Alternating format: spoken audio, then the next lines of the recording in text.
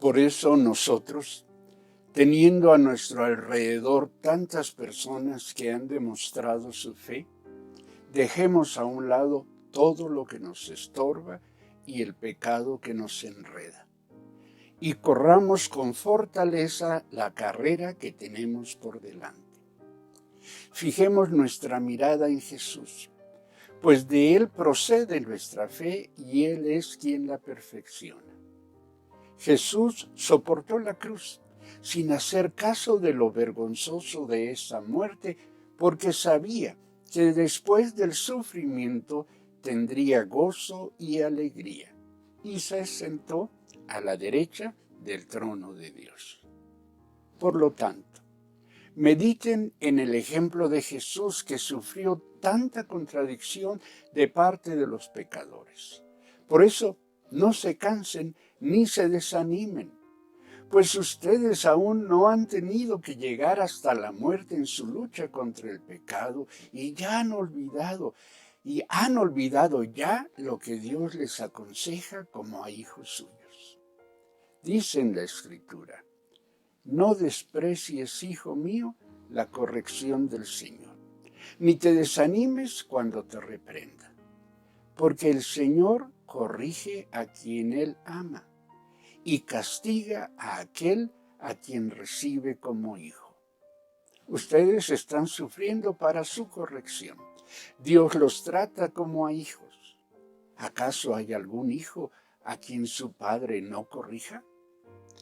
Pero si Dios no los corrige a ustedes como corrige a todos sus hijos, entonces ustedes no son hijos legítimos.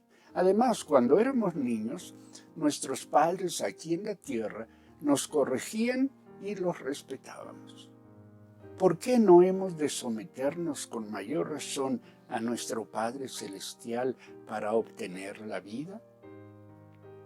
Nuestros padres aquí en la tierra nos corregían durante esta corta vida según lo que les parecía más conveniente, pero Dios nos corrige para nuestro verdadero provecho, para hacernos santos como Él.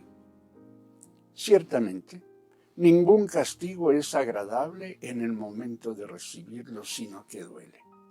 Pero si uno aprende la lección, el resultado es una vida de paz y rectitud. Así pues, renueven las fuerzas de sus manos cansadas y de sus rodillas debilitadas, y busquen el camino derecho, para que sane el pie que está cojo y no se tuerza más. Hebreos 12, versos 1 al 13, en la traducción Dios habla hoy.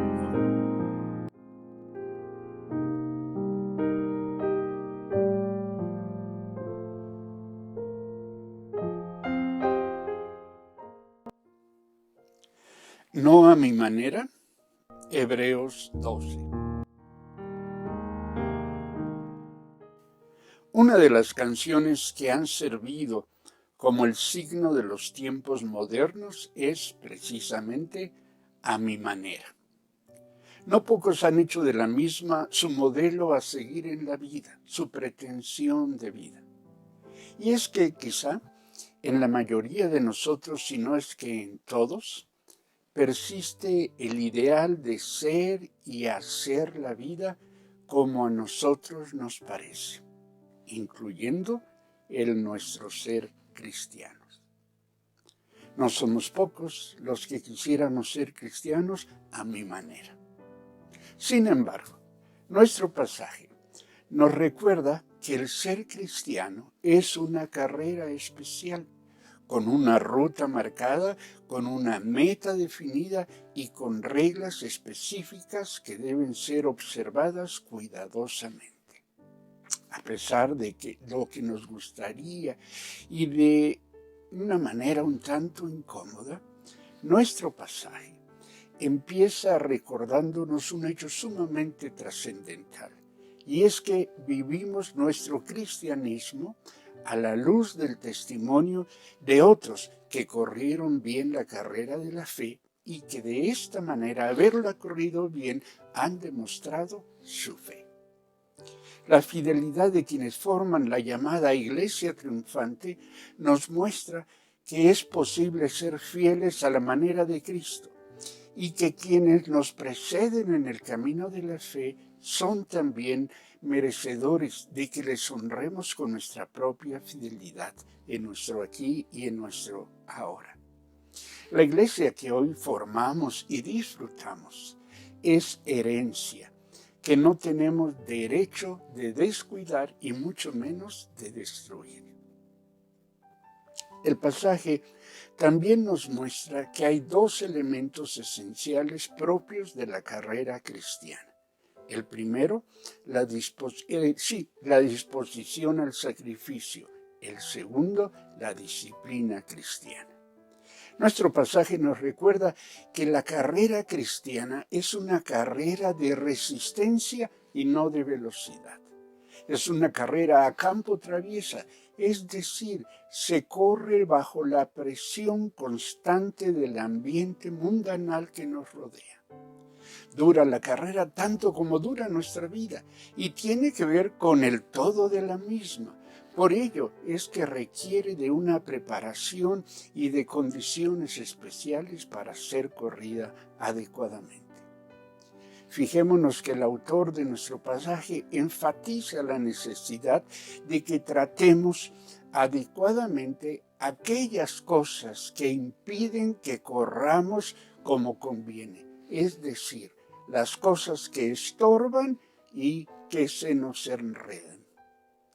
Podríamos identificar las cosas que nos enredan en nuestra vida cristiana como aquellos principios culturales que están en conflicto con nuestra identidad cristiana y que por lo tanto nos estorban en nuestro propósito de servir a Dios.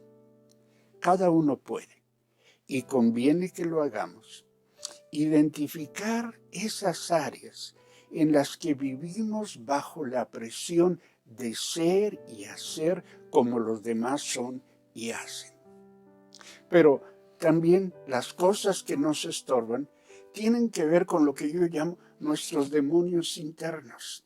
Es decir, con cuestiones tales como nuestra necesidad de aceptación, nuestra frustración, nuestros deseos desordenados. Tiene que ver también con la insatisfacción y con aquello que podríamos denominar la nostalgia de lo que no ha sido. Y aquí, déjenme decirles que siempre he considerado un error el calificar los tiempos actuales como más peligrosos, especialmente hablando, que los tiempos pasados, particularmente cuando se trata de los jóvenes. Desde que provocó a Adán y a Eva, el diablo se ha ocupado de tentar a unos y a otros con el mismo catálogo de variantes del pecado. Basta leer la historia de la humanidad y más aún, basta recordar la propia vida de quienes hoy viejos estamos aquí para comprobar tal realidad. Los hijos de los cristianos siempre han sido tentados por la atracción del mundo. Siempre han luchado con la necesidad de ser aceptados. Siempre han enfrentado el reto de no tener que sufrir por ser diferentes a los no cristianos. La necesidad y la búsqueda de los likes en la vida no son exclusivos de nuestra era de las redes sociales. Todos los que conocimos al Señor desde niños o jóvenes, o que fuimos formados a la luz del Evangelio, sabemos lo que significa no encajar, ser diferentes, ser los hijos de Ned Flanders. Sabemos bien lo que significa hacer la vida día a día a contracorriente. Así que les digo a ustedes jóvenes que hoy me hacen el favor de escucharme, pelea tu propia batalla como la hemos peleado muchos. Proponte ser fiel a quien te ha amado al precio de la cruz. Paga el costo de tu ser discípulo de Cristo. Sufre si ello es necesario. Haz lo que tengas que hacer para mantenerte fiel a tu Dios y proponte llevar el fruto de vida que le honra a tu Señor, a tu Salvador. Porque hay una realidad, y es que de principios culturales que ponen a prueba nuestras convicciones de fe y de demonios internos que nos atormentan tanto, de unos y de otros está llena la vida. El cultivo de nuestra comunión con Dios y la trascendencia de nuestra vida dependen de la manera en la que confrontamos unos y otros y de la forma en que hacemos lo necesario para permanecer fieles y perseverar en la carrera cristiana. Hebreos no nos promete que la carrera cristiana esté libre de tales estorbos y enredos. No, nos llama a que los dejemos a un lado. Cabe preguntarnos, ¿cómo podemos hacerlo? Bueno, propongo a ustedes que hay dos cuestiones que debemos considerar para cumplir fielmente con tal llamado. La primera, insisto, el sacrificio. Como cristianos, nosotros nos estorbamos a nosotros mismos.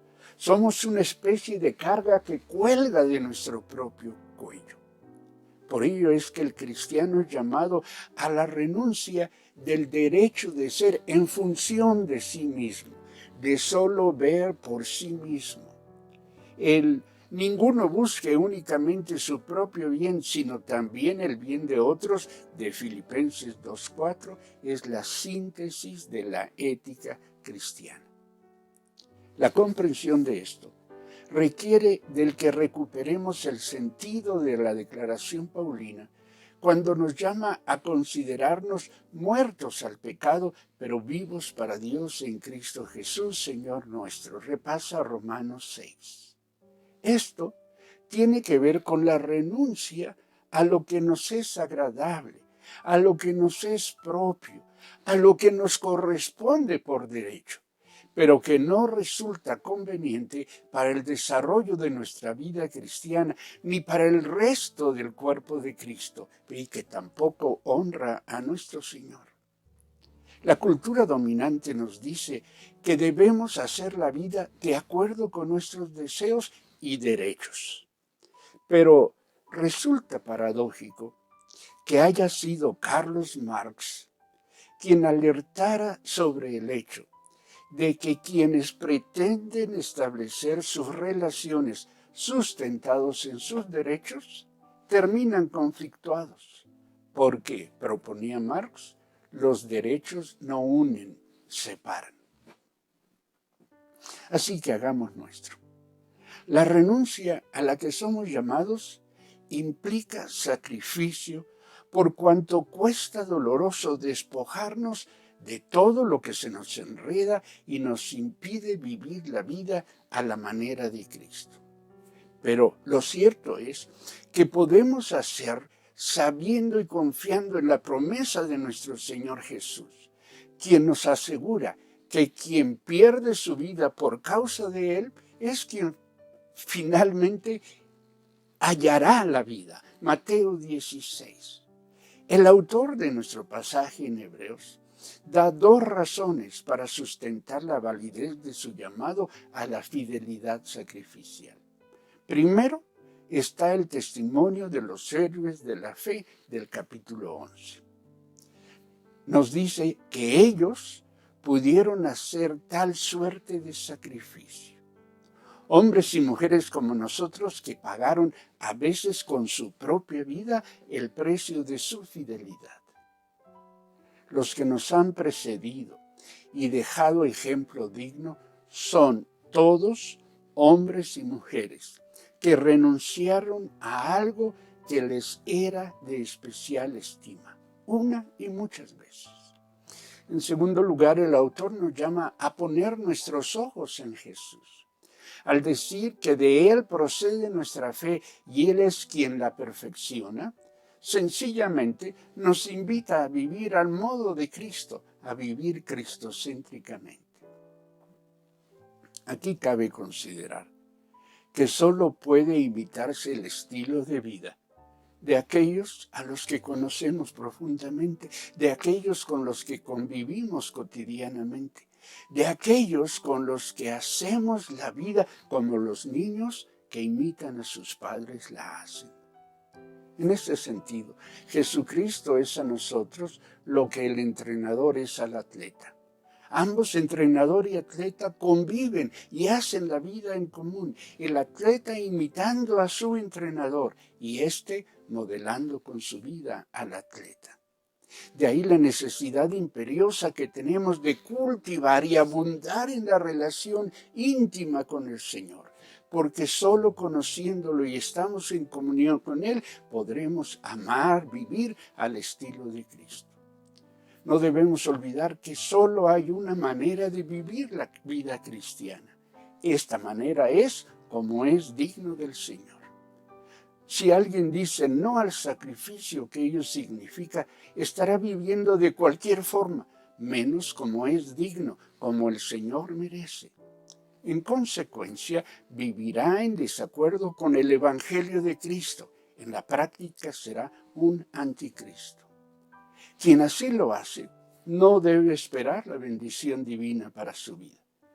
Pues la palabra dice que si nosotros negamos al Señor, también Él nos negará. Segundo a los Tesalonicenses 2, 11 y 12. El segundo elemento es la disciplina.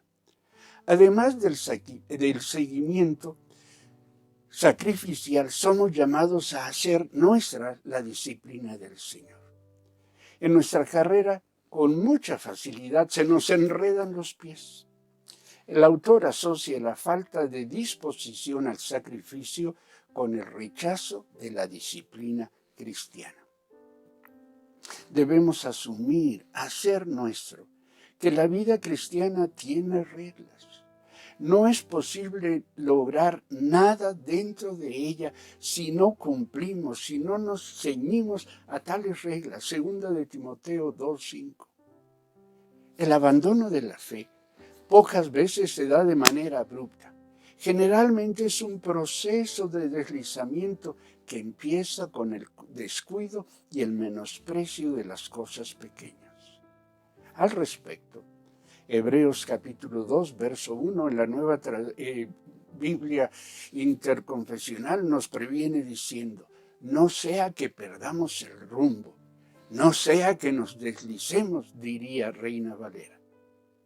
El descuido de las disciplinas devocionales, la oración, la lectura de la palabra, el asistir a los cultos, etc., pero sobre todo el menosprecio de la santidad en tanto consagración y pureza, todo ello conduce a un distanciamiento cada vez mayor y finalmente al desplome de la vida. Quienes se deslizan generalmente triunfan en algún área de su vida, profesionalmente, económicamente, en cuanto a la fama. Serían algunas de estas áreas engañosas de triunfo, pero son triunfos parciales que no abarcan el todo de la vida. Porque quienes deslizándose alcanzan algunos logros parciales, lo hacen generalmente a costa de la pérdida de su identidad en Cristo, y entonces quedan sujetos al conflicto que produce el no honrar a Dios. Mateo 16, 26. Desde luego, toda disciplina produce malestar. Es desagradable y duele, dice el autor de nuestro pasaje. Sin embargo, el que aprende la lección tiene una vida de paz y rectitud, asegura el verso 11. La disciplina divina tiene dos dimensiones, la preventiva y la correctiva. Debemos estar conscientes que el desprecio de la primera, la preventiva, conduce de manera necesaria a la aplicación de la segunda, la correctiva. Para el autor de nuestra carta, el ejercicio de esta disciplina preventiva y correctiva, que en esencia es una sola, es manifestación del amor, del interés de Dios Padre en nosotros.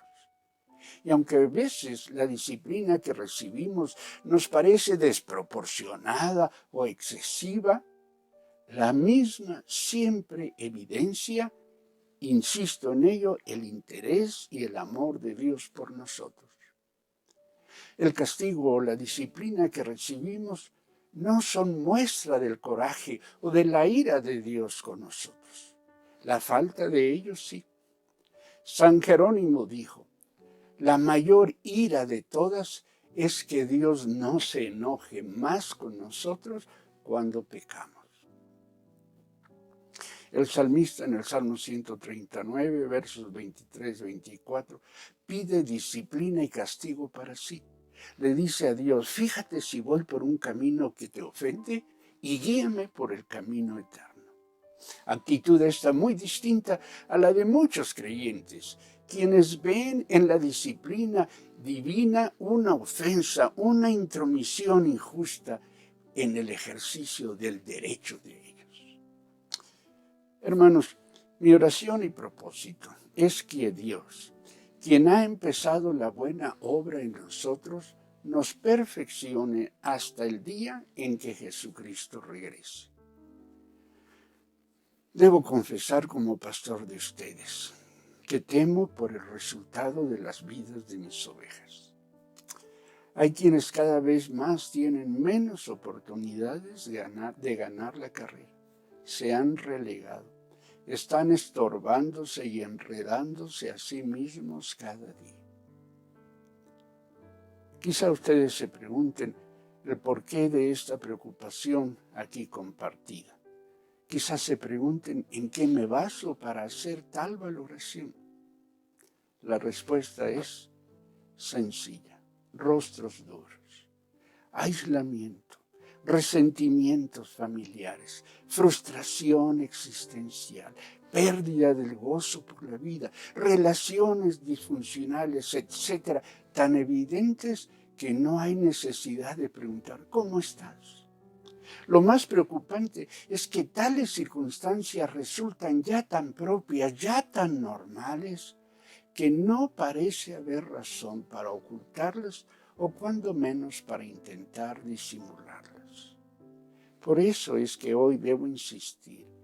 Hoy es tiempo de arrepentimiento y de conversión. De ahí mi convicción de que es el momento de que hagamos nuestras las palabras de David, cuando le pedía al Señor: oh Dios, pon en mí un corazón limpio, dame un espíritu nuevo y fiel, no me apartes de tu presencia, ni me quites tu Santo Espíritu. Quiero exhortarlos a que vivamos como es digno de nuestra condición de cristianos, a que vivamos en santidad, en pureza y en comunión con Dios, a que, como nos invita Hebreos 12:13, renovemos las fuerzas de las manos cansadas y de las rodillas debilitadas, y que busquemos el camino derecho para que sane el pie que está cojo y no se tuerza más. A esto los animo, a esto los convoco en el nombre de nuestro Señor. Dios los bendiga.